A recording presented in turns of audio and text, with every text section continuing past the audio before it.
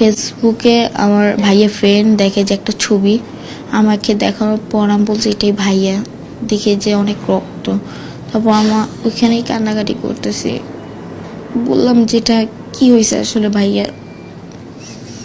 তখন জানি না যে ভাইয়া নাই, আম্মু আমাকে বলে নাই যে তোমার ভাইয়া নাই, কেউ ফোন দিও জানায় নাই।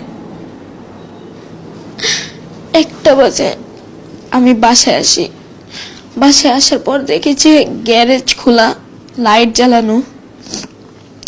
আমি সবাইকে জিজ্ঞেস করতেছি কি হয়েছে, আমাকে সবাই জড়ায় ধরে কাঁদতেছে। আমি বলছি কি হয়েছে একটু বলো, আমাকে বলতেছে না। আমাকে উপরে 6 তলায় নিয়ে আসছে জোর করে এনে বলে কিচ্ছু হয় না, তুমি শোও, তোমার ভাই আসতেছে।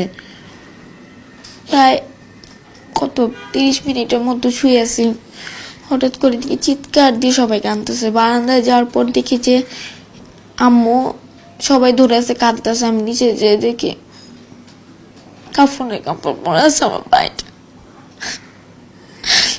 আমাকে ভাইটার সামনে কেউ যাইতেও দিতেছে না। লাস্টটা বের করানোর পর গ্যারেজ চানে আমি একবার খালি চুমু দিয়েছি মাইয়াকে। এরপরে ভোরবেলা জানাজার পর নিজের ভাইটাকে দাফন দিয়ে এসছি।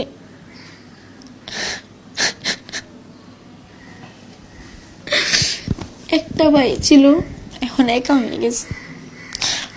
কয়দিন সবাই তো চলে যাবে, আম্মু বাবা নাহলে এখানে থাকবে, আমি তো এখানে একা শুভ। আর তো এসে বলবে না ভাইয়া যাই গেম খেলি, 3টা পর্যন্ত খেলতাম। একসাথে ঘুমাইতাম, আর তোকে বলবে ভাইয়া